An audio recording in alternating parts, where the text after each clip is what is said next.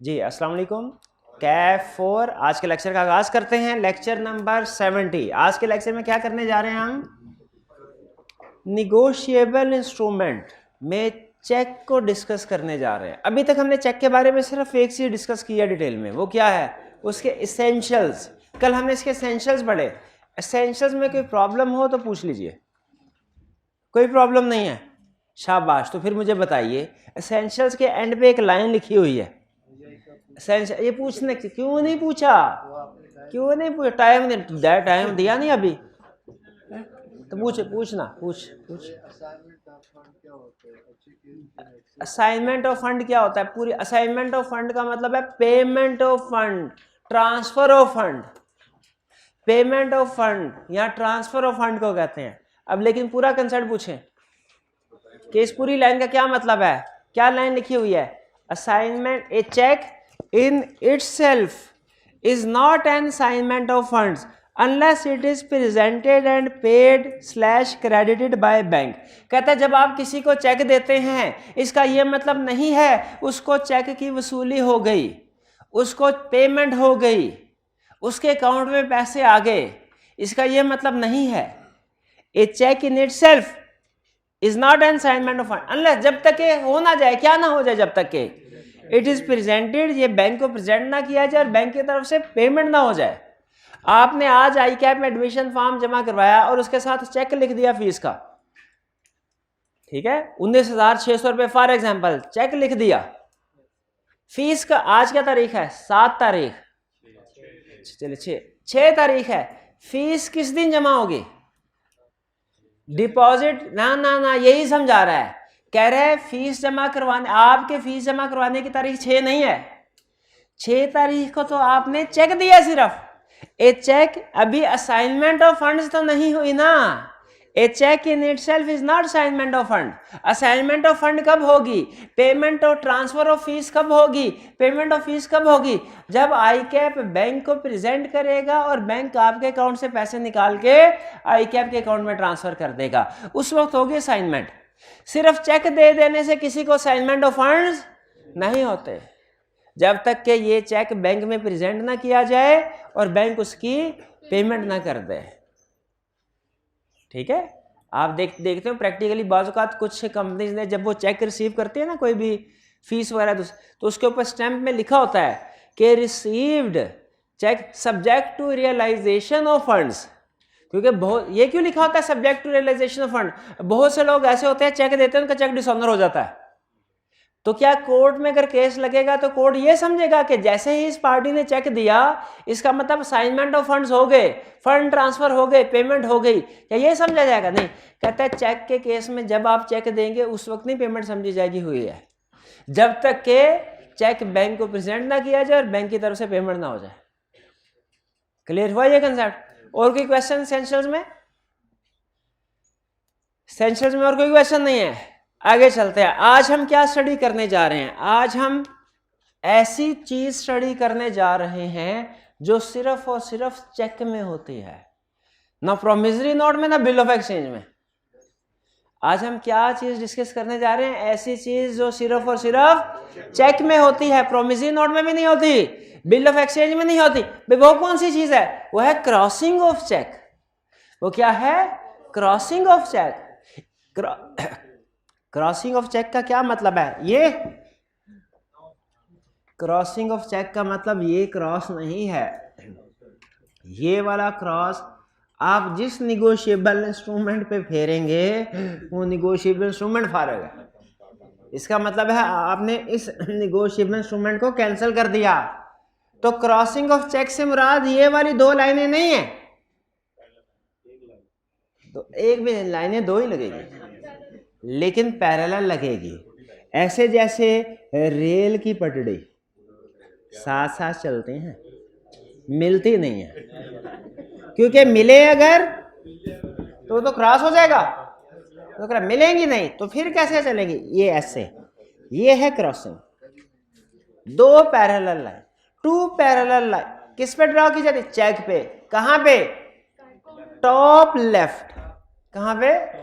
Top left. Crossing कहां होगी? Check के ऊपर। किस जगह? टॉप लेफ्ट पे। क्या पढ़ने जा रहे हैं? Crossing of check. चेक पे कितनी तरह की क्रॉसिंग की जा सकती है। आज के लेक्चर में हम क्या सीखने जा रहे हैं? चेक के ऊपर कितनी तरह की क्रॉसिंग की जा सकती है, हर क्रॉसिंग कैसे की जाएगी, इसका इफेक्ट क्या होगा। टाइप्स ऑफ क्रॉसिंग सीखेंगे, हाउ क्रॉसिंग और इफेक्ट ऑफ क्रॉसिंग। आज के लेक्चर में क्या सीखने जा रहे हैं? Types of crossing, how, her crossing कैसे की जाएगी, एंड इफेक्ट, उस क्रॉस का इफेक्ट क्या होगा। सबसे पहले तो आपको बता रहा है, कह रहा है चेक की दो बड़े हम एनालिसिस कर सकते हैं टाइप्स में, एक ओपन चेक, एक क्रॉस चेक। ओपन चेक कौन सा? जिसपे क्रॉसिंग नहीं हुई। क्रॉस चेक कौन सा है? क्रॉसिंग हुई है। ओपन चेक कौन सा है? जिस पे कोई क्रॉसिंग नहीं हो, उस चेक को क्या कहते हैं? उसके ऊपर कोई पैरेलल लाइंस नहीं होते। ओपन चेक का इफेक्ट क्या होता है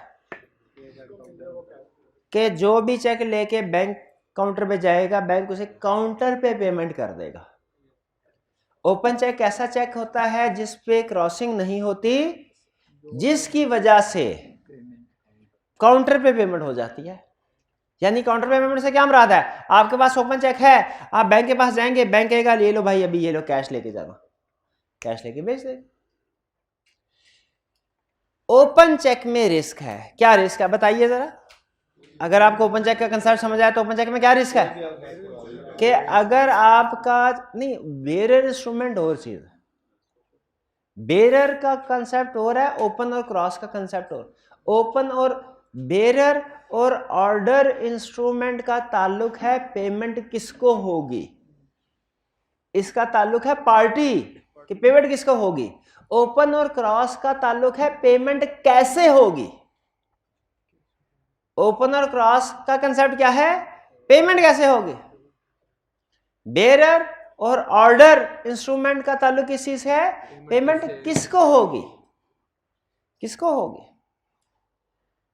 ठीक है।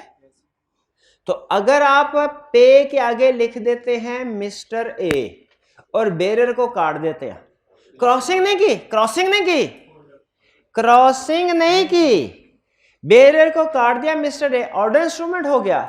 अब इसकी पेमेंट कौन करेगा, कौन लेगा? Mister A. क्या मिस्टर ए बैंक के पास जाके उसे ये चेक दिखाएगा, पेमेंट हो जाएगी? काउंटर पे पेमेंट हो जाएगी।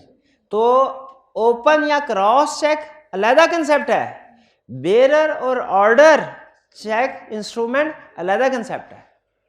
बेरर और ऑर्डर हमें क्या बताता है कि पेमेंट किसको की जाएगी। ओपन और क्रॉस चेक का कंसेप्ट क्या बताता है? पेमेंट कैसे होगी। ओपन चेक क्या कहता है? पेमेंट कैसे होगी, काउंटर पे। क्रॉस चेक का मतलब क्या है? पेमेंट कैसे होगी, अकाउंट में, बैंक अकाउंट में। क्रॉस चेक की पेमेंट हमेशा बैंक अकाउंट में। क्रॉस चेक को ज्यादा सिक्योर समझा जाता है ओपन चेक की निस्बत। क्रॉस चेक को ज्यादा सिक्योर समझा जाता है ओपन चेक की निस्बत। क्यों ज्यादा सिक्योर समझा जाता है? क्रॉस चेक को ओपन की निस्बत क्योंकि वो बैंक अकाउंट में। अगर आपका चेक गुम, ओपन चेक था ना, गिर गया, गुम हो गया, किसी के हाथ लगा, काउंटर पे पेमेंट लेके निकल जाएगा, दुबई भाग जाएगा। नहीं, आपका 650 का चेक लेके भागेगा दुबई। हाँ, दुबई चौक भाग जाएगा, दुबई चौक। हाँ ठीक है। तो आप उसको ट्रेस नहीं कर, उसको ट्रेस करना बड़ा मुश्किल होगा। लेकिन अगर क्रॉस चेक होगा और वो कई 2 नंबर तरीके से अपने अकाउंट में डिपॉजिट करवा लेता है, उसको ट्रेस करना आसान है। क्यों? क्योंकि इसका रिकॉर्ड होगा, वो किसी ना किसी बैंक अकाउंट में जाएगा, आप ट्रेस कर लेंगे किसके बैंक अकाउंट में गया, उसको पकड़ लेंगे। तो याद रखिए क्रॉस चेक ज्यादा सिक्योर्ड होते हैं as compared to open cheque, क्योंकि क्रॉस चेक अकाउंट में ट्रांसफर होता है और वहां से आइडेंटिटी कंफर्म करना आसान हो जाता है हमारे लिए कि किसने रिसीव किया। तो चेक की 2 टाइप्स, ओपन और क्रॉस। क्रॉस ज्यादा सिक्योर है। यहां तक क्लियर? साथ है मेरे, समझ आ गई? यहां तक आगे चलते हैं। अब क्रॉसिंग की डिफरेंट टाइप्स हैं। क्रॉसिंग की डिफरेंट टाइप्स हैं। एक है क्रॉसिंग के, जरा ध्यान से सुनिएगा, एक टाइप है जनरल क्रॉसिंग, एक है स्पेशल क्रॉसिंग, एक है रिस्ट्रिक्टिव क्रॉसिंग, और एक है नॉट निगोशिएबल क्रॉसिंग। क्रॉसिंग की कितनी टाइप्स हैं? कौन कौन से? General crossing, special crossing, restrictive crossing, not negotiable crossing. Crossing की कितनी टाइप्स है भैया? कौन कौन सी? General crossing, special crossing, restrictive crossing, not negotiable crossing. General crossing क्या है? जनरल क्रॉसिंग वो क्रॉसिंग है जो सबसे ज्यादा प्रैक्टिस में कॉमन है। इसमें क्या किया जाता है, जो चेक है ना, चेक, इसके टॉप लेफ्ट कॉर्नर पे, टॉप सेंटर में नहीं, सेंटर का मतलब है चेक आपने वेस्ट कर दिया, टॉप लेफ्ट कॉर्नर पे दो पैरेलल लाइंस लगा दी जाती है इस तरह। आप चाहे तो इसको ब्लैंक भी छोड़ दें, इसका भी वही मतलब है। चाहे तो इसके अंदर एंड कंपनी, प्रैक्टिस है, एंड कंपनी का मतलब कुछ भी नहीं है, एंड को ये लिख दे फिल करने के लिए, बस ये जगह खाली ना रहे, ठीक है। वरना प्रैक्टिस में जो मैंने देखा है वो सिर्फ एंड कंपनी नहीं लिखा जाता, सिर्फ दो पैरेलल लाइंस ज्यादातर ड्रॉ की जाती है। तो दो पैरेलल लाइन ड्रॉ कर लें, चाहे बगैर किसी वर्ड्स के या चाहे इसमें एंड कंपनी का वर्ड यूज कर लें। इसको क्या कहते हैं? जनरल। जनरल क्रॉसिंग का इफेक्ट क्या होगा? अब इस चेक की पेमेंट कैश काउंटर पे नहीं होगी, अब इस चेक की पेमेंट बैंक अकाउंट में होगी, बैंक अकाउंट में डिपॉजिट होगा, ठीक है। अच्छा, आपको कभी आई कैप की तरफ से कोई चेक वगैरह बाजू का कुछ स्टूडेंट्स को मिलते हैं, इंडोमेंट फंड वगैरह या कुछ दूसरे चेक्स मिलते हैं, अगर आपको कभी या कोई भी ऑफिशियल पेमेंट का, जैसे अगर किसी के फादर जो है वो रिटायर्ड हैं, गवर्नमेंट ऑफिसर, गवर्नमेंट एम्प्लॉई, तो उनको पेंशन का जो चेक मिलता होगा, आपने नोट किया होगा, वो हमेशा क्या होता है, ओपन या क्रॉस? क्रॉस होता है चेक, ठीक है। क्रॉस चेक से कंफर्म हो जाता है कि पेमेंट किसको हुई है, वो ऑथोराइज पर्सन था कि नहीं था। अगर ऑथोराइज पर्सन नहीं था उसे ट्रेस करना आसान हो जाता है। तो ओपन चेक की पेमेंट काउंटर पे होती है, क्रॉस चेक की पेमेंट बैंक अकाउंट में होगी। और इसे क्या कहते हैं? General crossing. जनरल क्रॉसिंग कैसे की जाती है, गौर से सुनिए, जनरल क्रॉसिंग कैसे की जाती है। इसके बाद आपको जनरल क्रॉसिंग के काबिल होना चाहिए, किसी भी चेक की जनरल क्रॉसिंग कर सके। कह रहा है with two parallel lines drawn on cheque, दो पैरेलल लाइन चेक पे ड्रॉ की जाती है, विद और विदाउट वर्ड एंड कंपनी। इसका मतलब क्या है कि चाहे तो इन दो पैरेलल लाइन के दरमियान में एंड कंपनी लिखें, चाहे ना लिखें, फर्क नहीं पड़ता, दोनों सूत्रों में जनरल क्रॉसिंग हो चुकी। इसके जनरल क्रॉसिंग का इफेक्ट क्या है? To be credited into bank account only. अब इस चेक की पेमेंट सिर्फ और सिर्फ बैंक अकाउंट के जरिए से होगी, बैंकिंग चैनल के जरिए से होगी, कैश में पेमेंट नहीं होगी। ये समझ आ गया? ये कौन सी क्रॉसिंग हुई है? General crossing. और ये कौन सी क्रॉसिंग है? इसके अंदर अगर लिख दिया एंड कंपनी, ये भी जनरल क्रॉसिंग है। Next, special crossing. Special crossing क्या होता है? स्पेशल क्रॉसिंग का मतलब है नेम ऑफ ए, अच्छा, स्पेशल क्रॉसिंग की तरफ जाने से पहले मैं जनरल क्रॉसिंग का आपके साथ एक शेयर कर लूं सिस्टम। होता क्या है जनरल क्रॉसिंग का? प्रोसेस क्या होता है? देखिए, अगर मेरे पास ओपन चेक है ना, भाई का अकाउंट किस बैंक में या किस बैंक में खुलवाना चाहते हैं? अलाइड बैंक में।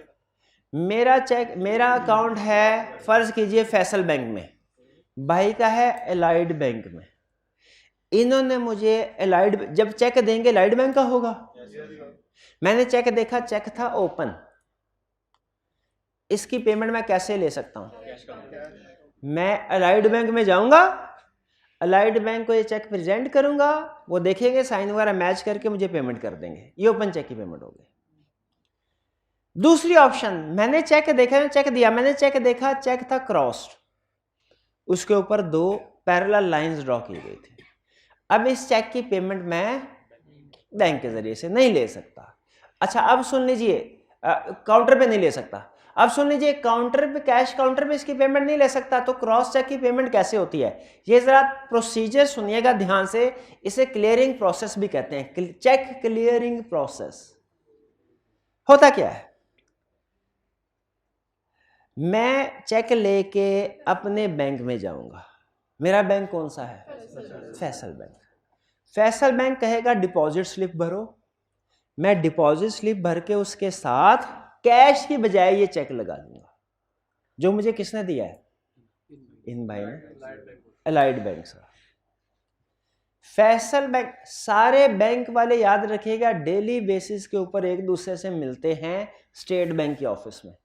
ये मेन कंसेप्ट याद रखिएगा, सारे बैंक्स के रिप्रेजेंटेटिव डेली बेसिस पे स्टेट बैंक के ऑफिस में मिलते हैं, और एक दूसरे के जो चेक इनके पास आए होते हैं ना, स्टेट बैंक की जेरे निगरानी वो चेक एक दूसरे को देते हैं। इस क्लियरिंग प्रोसेस में फैसल बैंक, मेरा बैंक, फैसल बैंक का रिप्रेजेंटेटिव या फैसल बैंक जाएगा स्टेट बैंक के ऑफिस में, और वहां पे अलाइड बैंक वाले से कहेगा भाईजान आपके कस्टमर ने हमारे कस्टमर को चेक दिया है, ये वाला चेक है, वो जरा चेक करिए कस्टमर के अकाउंट में बैलेंस है, चेक ठीक है, ठीक है तो आप वो पैसे मुझे दे दीजिए। अलाइड बैंक वाला उधर चेक करेगा, अकाउंट का बैलेंस साइन वगैरह कहेगा चेक ठीक है, क्लियर कर देगा और पैसे दे देगा फैसल बैंक को, और फैसल बैंक वाला क्या करेगा? उन पैसों को मेरे अकाउंट में ट्रांसफर कर देगा। ये है क्लियरिंग प्रोसेस। इसमें बाज़ औक़ात सेम डे भी क्लियरिंग हो सकती है, लेकिन नॉर्मली 2 से 3 दिन लगते हैं। नॉर्मली क्लियरिंग प्रोसेस में 2 से 3 दिन लगते हैं, ठीक है। तो ये है क्लियरिंग प्रोसेस। अब देखिए स्पेशल क्रॉसिंग क्या है। अब जब फैसल बैंक वाला जा रहा होगा ना स्टेट बैंक के पास, उसे पता है अच्छा बाज़ औक़ात आपको पता है एक बंदे के एक से ज़्यादा बैंक में अकाउंट होते हैं। जैसे हो सकता है एक फैसल बैंक है, मेरा एक अकाउंट बैंक ऑफ पंजाब में भी है, फैसल बैंक में भी है। तो फैसल बैंक वाला जब ये मेरा क्लियरिंग का चेक लेके जा रहा होगा ना, तो स्टेट बैंक में जब बैठा होगा उसे एक डर होगा कि कहीं ऐसा ना हो ये चेक मेरा इधर गिर जाए, और वैसे तो क्रॉस चेक है, उसके ऊपर मेरा नाम लिखा हुआ है, जाएगा मेरे अकाउंट में, लेकिन अगर मेरा अकाउंट बैंक ऑफ पंजाब में भी है तो बैंक ऑफ पंजाब वाला इस चेक को पकड़ के अपने अकाउंट में क्लियर ना करवा ले, ये रिस्क है। तो मुझे अच्छा ध्यान में रखे, जब अकाउंट होल्डर को रिस्क था ना कि मेरी पेमेंट मेरे अलावा कोई और ना ले ले, ये चेक मुझे मिला है, इसकी पेमेंट मेरे अलावा कोई, तो मैंने क्या किया था? क्रॉसिंग कर दी थी, जनरल क्रॉसिंग। बैंक को भी यही रिस्क है कि ये पेमेंट मेरे, जब वहां पे सारे बैठे होंगे सारे बैंक के रिप्रेजेंटेटिव, ऐसा ना हो चेक मिसप्लेस हो जाए और इसे कोई दूसरा बैंक मेरे ही दूसरे अकाउंट में ट्रांसफर करवा ले। तो बैंक फिर क्या करता है, जिस तरह मैंने जनरल क्रॉसिंग करते हुए 2 पैरेलल लाइन ड्रॉ करके तो अपना नाम लिख दिया था ताकि मेरे ही अकाउंट में पैसे जाएं, बैंक क्या करेगा? बैंक भी एक काम करेगा, क्या? अपना नाम लिख देगा। क्या करेगा? अपना नाम, यानी उसी चेक के ऊपर, ये जो चेक है ना, ये जिसके ऊपर अलाइड बैंक लिखा हुआ है, अलाइड बैंक, इसी के और इसके ऊपर लिखा हुआ है एंड को, और यहां पे लिखा पे एम आसिफ, इन भाईजान ने चेक दिया, तो बैंक वाला इसी के ऊपर लिख देगा, मैंने किसको जमा? फैसल बैंक को। फैसल बैंक वाला इसके ऊपर लिख देगा ये फैसल बैंक, फैसल बैंक, ये फैसल बैंक, बैंक ने अपना नाम लिख दिया। इसको इस ऊपर वाली को 2 पैरेलल लाइन को कहते हैं जनरल क्रॉसिंग, और जो नीचे बैंक का नाम लिखा हुआ है, ये नजर आ रहा है बैंक का नाम लिखा हुआ? नहीं नजर आ रहा, इधर भी लिख दूं, क्लियर हो जाएगा। फैसल बैंक, हाँ फैसल बैंक, फैसल। अब इस स्पेशल, ये जब बैंक का ना चेक के ऊपर बैंक का नाम आ गया, ये क्या है? लेकिन याद रखिएगा चेक के ऊपर ये अलाइड बैंक का नाम भी आ रहा है, और ये स्पेशल क्रॉसिंग नहीं है, क्योंकि ये तो है उसका अपना अकाउंट, ये उसका अपना चेक है।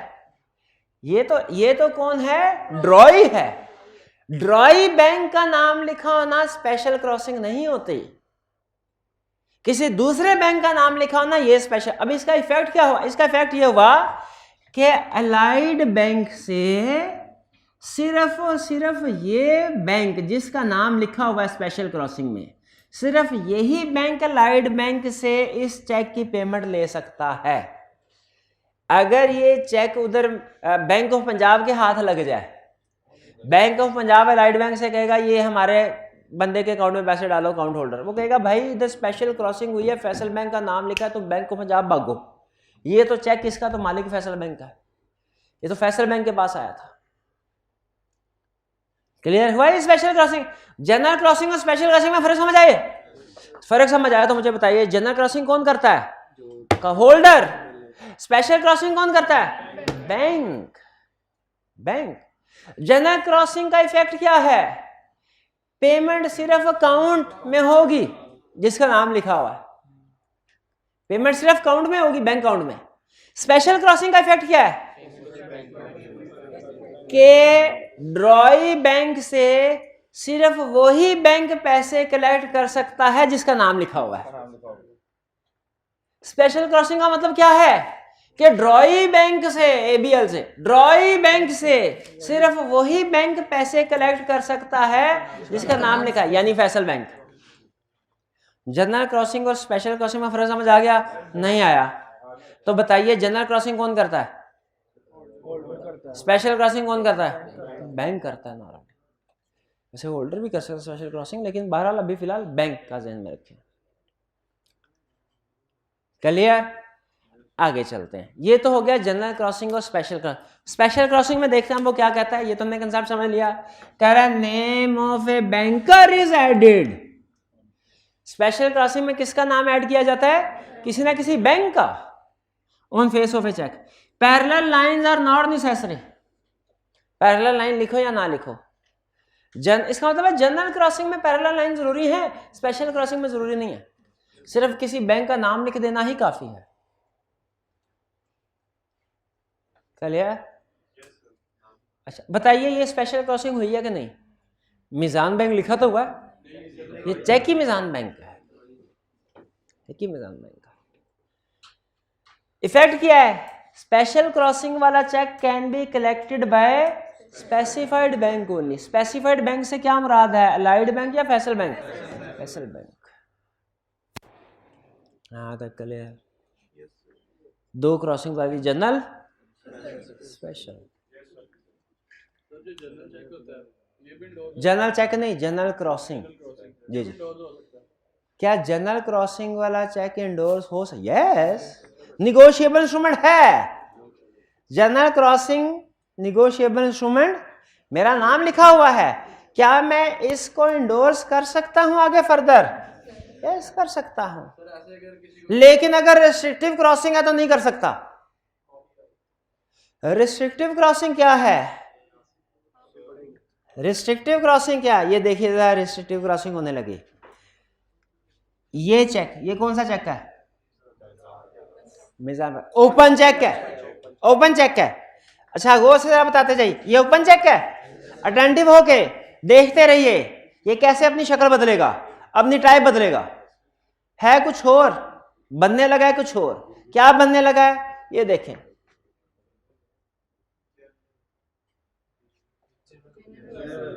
General crossing.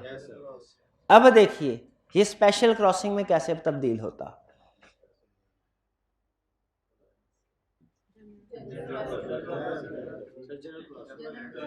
ये जनरल क्रॉसिंग है, ओ सॉरी, हाँ ये जनरल क्रॉसिंग ही है, जनरल क्रॉसिंग। अब देखिए स्पेशल क्रॉसिंग में कैसे कन्वर्ट होता।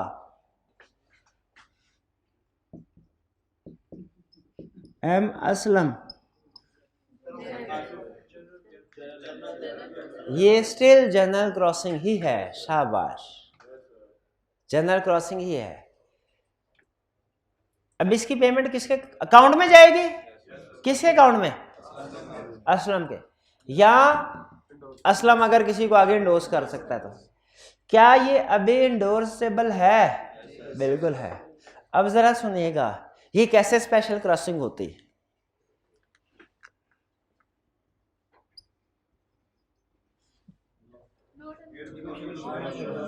स्पेशल क्रॉसिंग नहीं हुई, इसको कहते हैं नॉट निगोशिएबल इंस्ट्रूमेंट। ये अब निगोशिएबल इंस्ट्रूमेंट ही नहीं रहा। ये याद है? पेमेंट होगी इसकी, लेकिन किसको होगी? असलम को। असलम को। ये इंस्ट्रूमेंट है, निगोशिएबल नहीं है। इसे कहते हैं रिस्ट्रिक्टिव क्रॉसिंग। आपने पकड़ लिया, मैं आपको स्पेशल क्रॉसिंग में उलझा रहा था, लेकिन आपने पिक कर लिया सर स्पेशल क्रॉसिंग ये तो होती नहीं है। स्पेशल क्रॉसिंग में तो बैंक का नाम आना लाजमी है। इसको क्या कहते हैं? Restrictive crossing. रिस्ट्रिक्टिव क्रॉसिंग का इफेक्ट क्या है? Instrument is no more negotiable. Restrictive crossing के दो तरीके हैं, एक ये कि नाम के आगे ओनली का लफ्ज लिख दें, एक दूसरा तरीका भी है, जरा देखिएगा। ये जेन्युइन तरीका, सही बता रहा हूँ, गलत नहीं बताऊंगा, सही बता रहा हूँ। दूसरा तरीका क्या है? इधर दो जनरल क्रॉसिंग की थी ना, इसके अंदर लिख लो A/C अकाउंट पे ओनली। समटाइम सिर्फ अकाउंट पे ही लिखा जाता है, समटाइम अकाउंट पे ही ओनली लिखा जाता है। अब मैंने दो पैरेलल लाइंस के दरमियान में अकाउंट पे ही ओनली लिख दिया। इसका मतलब क्या है? मैं ये कह रहा हूं कि सिर्फ जो पे ही है ना, उसी के अकाउंट में जाएं पैसे। और पे ही कौन है? असलम। तो ये भी अब फर्दर इंडोर्स नहीं, क्यों नहीं हो सकता? अगर मिस्टर असलम इंडोर्स करना भी चाहे तो ये रिस्ट्रिक्टिव क्रॉसिंग है। ये रिस्ट्रिक्टिव क्रॉसिंग है। ये हमने वो जनरल रूल में भी पढ़ी थी निगोशिएबल इंस्ट्रूमेंट के। प्रोमिसरी नोट में भी ऐसे हो सकती है और बिल ऑफ एक्सचेंज में भी। लेकिन प्रोमिसरी नोट और बिल ऑफ एक्सचेंज में एक ही तरीका था, क्या? नाम के आगे लफ्ज ओनली लिख दे। चेक में उन्होंने दो तरीके बताए हुए हैं, एक नाम के आगे ओनली लिख दे, और प्रैक्टिस में याद रखें, प्रैक्टिस भी आपको बता दूं, प्रैक्टिस में अगर रिस्ट्रिक्टिव क्रॉसिंग करनी हो ना, मैंने असलम को पैसे देना, मैं चाह रहा हूं असलम को ही पैसे मिले, तो मैं यहां पे नाम के आगे ओनली नहीं लिखता, क्योंकि चेक की एक अपना जब तरीका मौजूद है खास, तो क्यों ना उसी को अडॉप्ट किया जाए। तो क्या होता है, यहां पे लिखा होता है अकाउंट पे ही ओनली। हमें सैलरी के जितने भी चेक मिलते हैं ना, जितने भी चेक, और आपको भी किसी भी पोजीशन पे जाएंगे जब चेक मिला करेंगे, ये आप नोट करेंगे, हमेशा क्रॉस चेक तो हमेशा होगा, और अक्सर उसके दरमियान में दो लाइनों के दरमियान में लिखा होगा अकाउंट पे ही ओनली। अकाउंट पे ही ओनली का मतलब क्या है? कि सिर्फ उसी के अकाउंट में जाए, उसी के अकाउंट में जाए। फर्ज कीजिए मेरे वालिद साहब अगर किसी सरकारी महकमे में एम्प्लॉय हो, रिटायर्ड हो, उनको हर महीने पेंशन का चेक मिलता हो, वालिद साहब मुझे भेजे जाओ इस महीने का चेक लेके आओ, मैं गया, ओपन चेक था, अगर ओपन चेक था, हाँ करप्शन, तो क्या करूंगा मैं? अकाउंट क्या ओपन चेक है, अकाउंट की भी जरूरत नहीं है, जेब में। मैंने देखा उन्होंने सिक्योर किया था चेक को। कैसे सिक्योर किया था? क्रॉसिंग करके। अब है चेक किसी और का, मैं क्या करूंगा? क्या अपने अकाउंट में जमा करवा सकता हूं? क्यों नहीं करवा सकता? क्रॉस जनरल क्रॉसिंग है, करवा सकता हूं। नाम नहीं लिखा हुआ, जनरल क्रॉसिंग है, जाएगी पेमेंट अकाउंट में, लेकिन किसके अकाउंट में? अकाउंट में। लेकिन अगर वहां पे में वालिद साहब का नाम लिखा हुआ है और पैरेलल लाइंस हैं और उसमें लिखा अकाउंट पे ही, अकाउंट पे, अब करप्शन नहीं हो सकती, क्योंकि अब ना सिर्फ ये कि बैंक, अब जनरल क्रॉसिंग भी है, रिस्ट्रिक्टिव भी है। अब जाएगा बैंक अकाउंट में, और किसके बैंक अकाउंट में जाएगा? पे के बैंक अकाउंट में। अगर सिर्फ जनरल क्रॉसिंग हो, रिस्ट्रिक्टिव ना हो, तो बैंक अकाउंट में जाएगा किसके? किसी के भी। लेकिन अगर जनरल क्रॉसिंग भी है और रिस्ट्रिक्टिव क्रॉसिंग भी है, तो बैंक अकाउंट में जाएगा किसके अकाउंट में? सिर्फ पे के अकाउंट में। ये आगे निगोशिएट। भाई ये रिस्ट्रिक्टिव क्रॉसिंग समझ आ गई। तो अभी तक हमने तीन टाइप स्टडी किए, general crossing, special crossing, restrictive crossing. Restrictive crossing में क्या कह रहा है? व्हेन इन जनरल क्रॉसिंग, जब जनरल क्रॉसिंग में अकाउंट पेई के वर्ड ऐड कर दिए जाएं।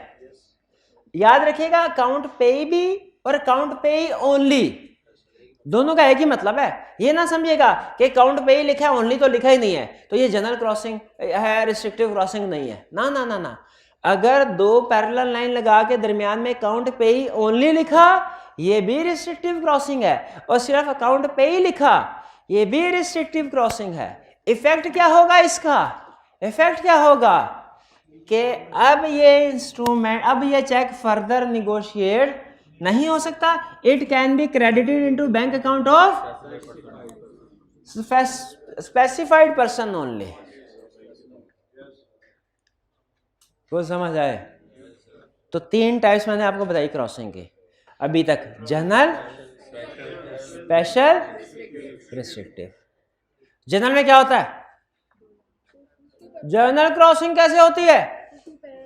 टू पैरेलल लाइंस ड्रॉन की जाती हैं टॉप लेफ्ट पे, दरमियान में एंड को लिखा जाता है कि नहीं लिखा जाता भैया? दरमियान में एंड को लिखा जाता है कि नहीं? जनरल क्रॉसिंग में लिखे या ना लिखे मर्जी है, जरूरी नहीं है। स्पेशल क्रॉसिंग क्या होती है? अच्छा, जनरल क्रॉसिंग का इफेक्ट क्या होता है? अब चेक सिर्फ बैंक अकाउंट में ट्रांसफर होगा पैसे। स्पेशल क्रॉसिंग क्या होती है? जिसमें किसी बैंक का नाम लिखा होता है, ड्राई के अलावा किसी और बैंक का नाम लिखा होता है, यह है special crossing. Special crossing, general crossing तो होल्डर करता होता है ना चेक का, स्पेशल क्रॉसिंग होल्डर भी कर सकता है लेकिन नॉर्मली कौन करता है? बैंक करता है। होल्डर भी कर सकता है, नॉर्मली कौन करता है? स्पेशल क्रॉसिंग का इफेक्ट क्या होता है कि अब ड्रॉई बैंक से सिर्फ ये स्पेशल क्रॉसिंग वाला बैंक ही पैसे कलेक्ट कर सकता है। स्पेशल क्रॉसिंग का इफेक्ट क्या होता है? ड्राई बैंक से सिर्फ स्पेसिफाइड बैंकर ही पैसे कलेक्ट कर सकता है, यह स्पेशल क्रॉसिंग। और रिस्ट्रिक्टिव क्रॉसिंग क्या है? जब जनरल क्रॉसिंग में अकाउंट पेई या अकाउंट पेई ओनली के वर्ड ऐड कर दिए जाते हैं, रिस्ट्रिक्टिव क्रॉसिंग है अब ये इंस्ट्रूमेंट फर्दर निगोशिएट नहीं हो सकता, चेक निगोशिएट नहीं हो सकता, और ये स्पेसिफाइड पर्सन के अकाउंट में ही पैसे जाएंगे। क्लियर? अब अजीबोगरीब कंसेप्ट सुनने के लिए तैयार हो जाएं, और चूंकि अजीबोगरीब है इसीलिए सब बार बार आई क्या पूछता है। अब जो कंसेप्ट समझाने जा रहा हूं, क्रॉसिंग की आखिरी type, not negotiable. Not negotiable का मतलब क्या है कि जो निगोशिएट नहीं हो सकता, इसी वजह से आई क्या बार बार पूछता है, क्योंकि ये गलत है। अगर नॉट निगोशिएबल का मतलब जो निगोशिएबल नहीं हो सकता होता तो बार बार पूछ के आई क्या मुफ्त का नंबर देता। जिस कंसेप्ट का फौरी तौर पे पहला मतलब जहन में जो आए वो गलत हो और उसका असला मतलब कुछ और हो, समझ ले आई क्या वो पूछेगा बार बार। यहां पे लिखा हुआ है not negotiable, not negotiable, not negotiable. इसका जो मतलब जहन में आता है वो ये कि नॉट निगोशिएबल, जैसा कि नाम से जाहिर है ये निगोशिएबल नहीं होगा, पर ऐसा नहीं है। ठीक है, नॉट निगोशिएबल अगर किसी चेक के ऊपर लिखा हो वो स्टिल निगोशिएट हो सकता है, स्टिल इंडोर्स हो सकता है। असल में नॉट निगोशिएबल आधा लफ्ज है, जो इसका बाकी का आधा हिस्सा है ना वो मैं आपको बताऊंगा। जब कभी आपके सामने नॉट निगोशिएबल आए ना, आपके जैसे में पूरा लफ्ज आना चाहिए, पूरा फ्रेज। असल में ये पूरा फ्रेज है नॉट निगोशिएबल ब्रैकेट में by thief, not negotiable by thief, ये है पूरा कंसेप्ट। कहता है नॉट निगोशिएबल अगर किसी इंस्ट्रूमेंट पे लिखा उसका मतलब क्या है? कहता है ये स्टिल अभी भी ट्रांसफरेबल है, इसका मतलब ये नहीं है कि ये ट्रांसफरेबल नहीं है, बल्कि ये स्टिल ट्रांसफरेबल है। हाँ, तो फिर इसका मतलब क्या है? इसका मतलब ये है होल्डर ऑफ गुड टाइटल तो इसको ट्रांसफर कर सकता है, holder of defective title can not transfer good title. Can not transfer good title. हमने पहले जो पढ़ा था ये उसका उलट आ गया। पहले हमने क्या पढ़ा था? पहले तो ये पढ़ा था कि अगर किसी का डिफेक्टिव टाइटल है वो गुड टाइटल ट्रांसफर कर सकता है, प्रोवाइडेड दूसरी party acted in good faith for consideration. अगर कोई भी party acted in good faith for consideration instrument ले ले तो वो चाहे चोर से ले चाहे फाइंडर से ले, उसका गुड टाइटल आ जाता है। एग्रीड? लेकिन ये रूल उस वक्त अप्लाई नहीं होगा जिस वक्त नॉट निगोशिएबल लिखा हुआ है। यानी अगर किसी इंस्ट्रूमेंट के ऊपर नॉट निगोशिएबल लिखा हुआ है और चोर ने चोरी कर लिया, अब वो दुकानदार के पास गया, दुकानदार को नहीं पता, उसने in good faith for consideration वो चेक लेके कंप्यूटर बेच दिया, लैपटॉप बेच दिया, क्या दुकानदार का टाइटल गुड हो गया? नहीं। नॉर्मल हालात में दुकानदार का टाइटल गुड हो जाता है, ये हमने पढ़ा था पहले। क्यों गुड हो जाता है? क्योंकि उसने for consideration in good faith वो इंस्ट्रूमेंट हासिल किया। लेकिन अगर इंस्ट्रूमेंट के ऊपर नॉट निगोशिएबल लिखा हो तो फिर ये गुड टाइटल ट्रांसफर नहीं। इसका मतलब क्या हुआ? इसका मतलब ला हमें यह बताना चाह रहा है कि जब कभी तुम्हारे पास ऐसा चेक आए जिसके ऊपर लिखा हुआ ना नॉट निगोशिएबल, तो तुमने for consideration in good faith transfer नहीं करनी। अभी भी चीजें पहले तसल्ली कर लो कि वो होल्डर उसका गुड टाइटल है, कहीं वो चोर तो नहीं है।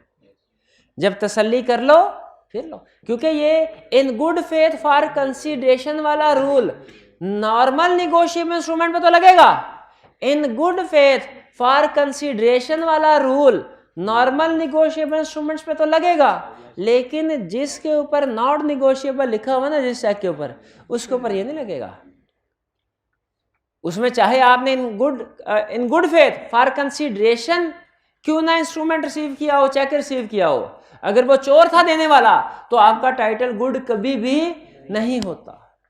नॉट निगोशिएबल लिखा हो तो डिफेक्टिव टाइटल हमेशा आगे डिफेक्टिव टाइटल देगा। नॉट निगोशिएबल लिखा हो तो डिफेक्टिव टाइटल हमेशा आगे डिफेक्टिव टाइटल देगा। अगर नॉट निगोशिएबल नहीं लिखा हुआ तो डिफेक्टिव टाइटल आगे गुड टाइटल दे सकता है, प्रोवाइडेड फॉर कंसिडरेशन। अब नॉट निगोशिएबल का मतलब समझ आया कि नॉट निगोशिएबल का मतलब क्या ये है कि ट्रांसफरेबल नहीं है? ना ना, ट्रांसफरेबल अभी भी है। सिर्फ फर्क क्या पड़ा कि कोई चोर निगोशिएट नहीं कर सकता इसको। कोई चोर अगर इसने चोरी किया ना वो आगे निगोशिएट नहीं कर सकता, वो डिफेक्टिव टाइटल रहेगा। तो एग्जाम में पूछेगा बताइए नॉट निगोशिएबल का इफेक्ट क्या है? आपने पहली चीज क्या बतानी है कि नॉट निगोशिएबल का मतलब नॉट ट्रांसफरेबल नहीं है। Not negotiable cheque can still be transferred, can still be endorsed, can still be negotiated। तो फिर फर्क क्या पड़ा नॉट निगोशिएबल का? Holder of defective title can not transfer good title. Not negotiable का मतलब क्या है? होल्डर क्या नॉट निगोशिएबल का ये मतलब है नॉट ट्रांसफरेबल? ये मतलब नहीं है। नॉट निगोशिएबल का मतलब नॉट ट्रांसफरेबल है ना?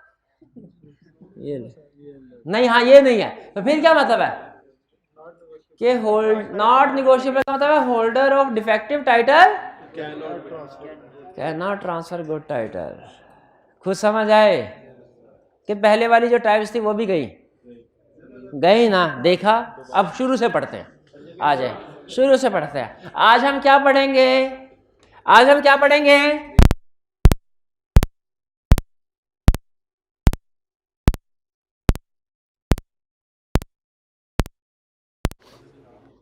जी तो क्विक रिवीजन कर लेते हैं अभी तक जो कुछ हमने पढ़ा है। सबसे पहले क्रॉसिंग किस इंस्ट्रूमेंट की होती है? चेक की। चेक की क्रॉसिंग की कितनी टाइप्स हैं? 4। कौन कौन सी? General crossing, special crossing, restrictive crossing, not negotiable. General crossing कैसे होती है? 2 पैरेलल लाइन दरमियान में एंड कंपनी का वर्ड लिखे या ना लिखे मर्जी है। इसका इफेक्ट क्या होता है कि अब चेक सिर्फ बैंक अकाउंट में ही प्रेजेंट हो सकता है, काउंटर पे इसकी पेमेंट नहीं होगी इस चेक की। दूसरा स्पेशल क्रॉसिंग, स्पेशल क्रॉसिंग में क्या होता है, किसी बैंकर का नाम चेक के ऊपर लिखा जाता है, यह है स्पेशल क्रॉसिंग। इसका इफेक्ट क्या होता है कि अब सिर्फ स्पेसिफाइड बैंकर ही ड्रॉई बैंक से, ड्रॉई बैंक से मुराद जिसका चेक है, जिस बैंक है, ड्रॉई बैंक से कलेक्शन ले सकता है। सिर्फ जिस स्पेसिफाइड बैंकर ही ड्रॉई बैंक से कलेक्शन हासिल कर सकता है, यह है स्पेशल क्रॉसिंग। और फिर रिस्ट्रिक्टिव क्रॉसिंग, रिस्ट्रिक्टिव क्रॉसिंग क्या होती है, जिसमें जनरल क्रॉसिंग के अंदर अकाउंट पे ही लिख दिया जाता है, या अकाउंट पे ही या अकाउंट पे ही ओनली। इसका इफेक्ट क्या होता है कि अब ये इंस्ट्रूमेंट फर्दर निगोशिएट नहीं हो सकता, और ये जिस पार्टी का नाम स्पेसिफाई किया गया है सिर्फ और सिर्फ उसी के अकाउंट में डिपॉजिट होगा। और लास्ट, नॉट निगोशिएबल क्रॉसिंग, इसका क्या मतलब नहीं है, इसका मतलब ये नहीं है कि ये निगोशिएबल नहीं रहा, अभी भी निगोशिएबल है, ट्रांसफरेबल है। तो फिर नॉट निगोशिएबल का क्या मतलब है, holder of defective title can not transfer good title. यानी अगर आपके पास ऐसा चेक पहुंचा जिसके ऊपर नॉट निगोशिएबल है, तो पहले तसल्ली कर लें वो ट्रू ओनर है जो आपको चेक दे रहा है।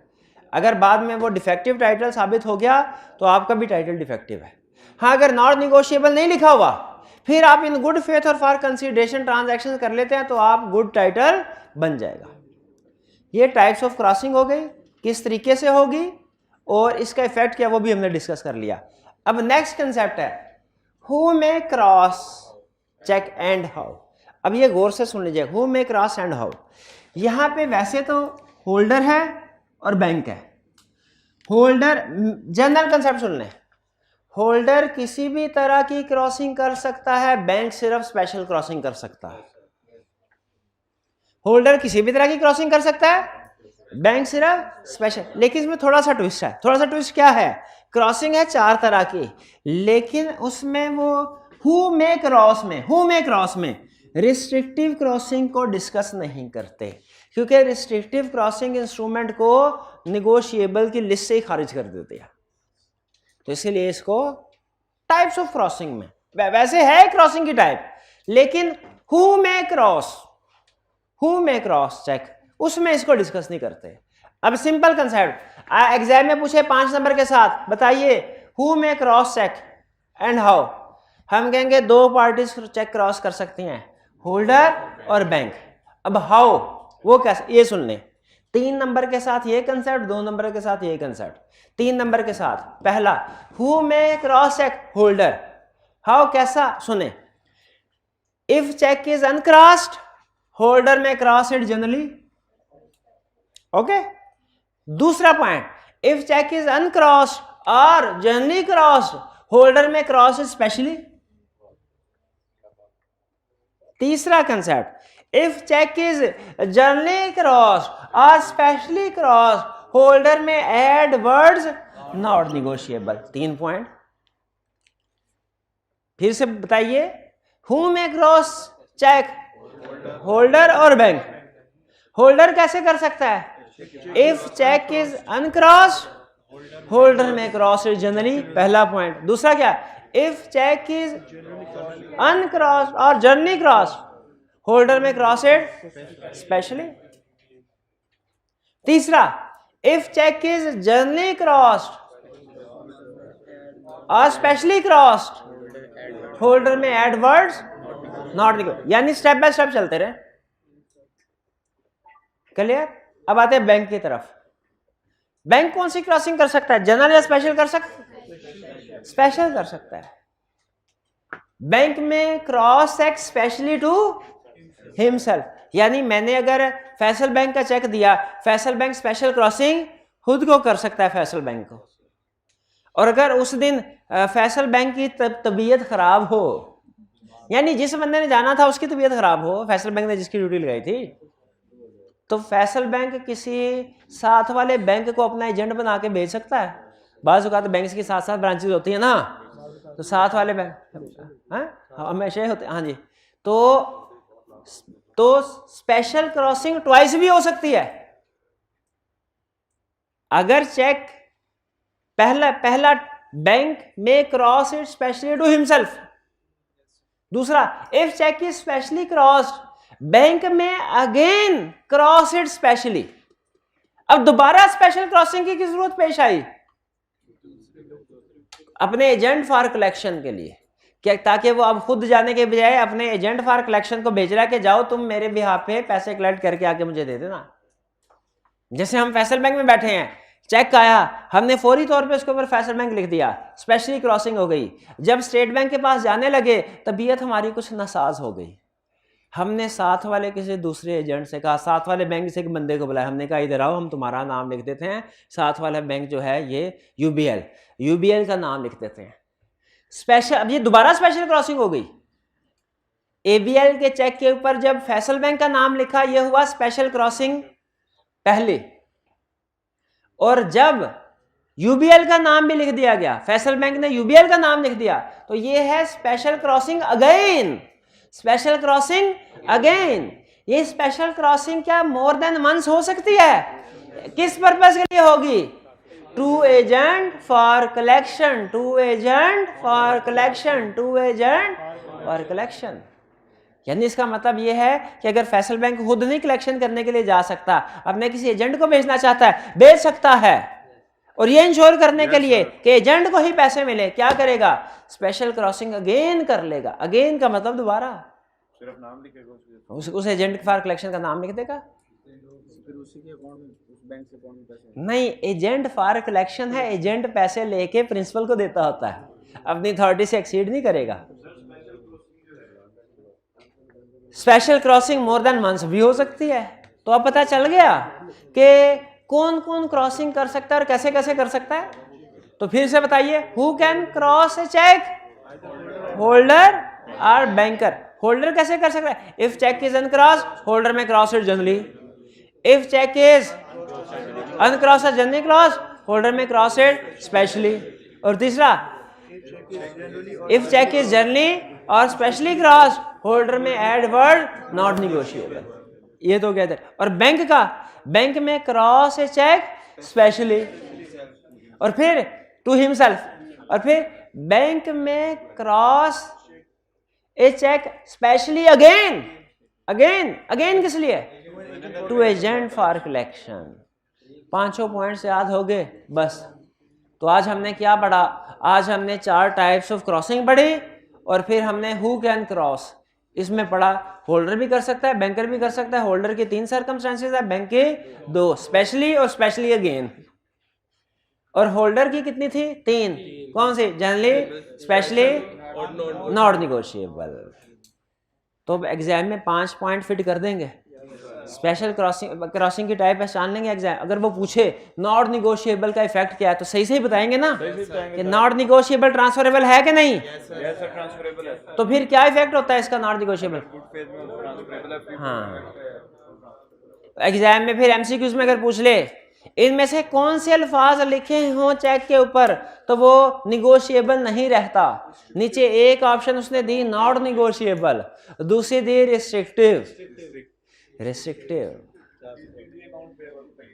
क्लियर? ये कोई प्रॉब्लम? चलिए, आज आप होम असाइनमेंट में नोट कर ले। 3 क्वेश्चन है, छोटे से है। एक कल का क्वेश्चन है, वो भी मैंने अभी चेक नहीं किया।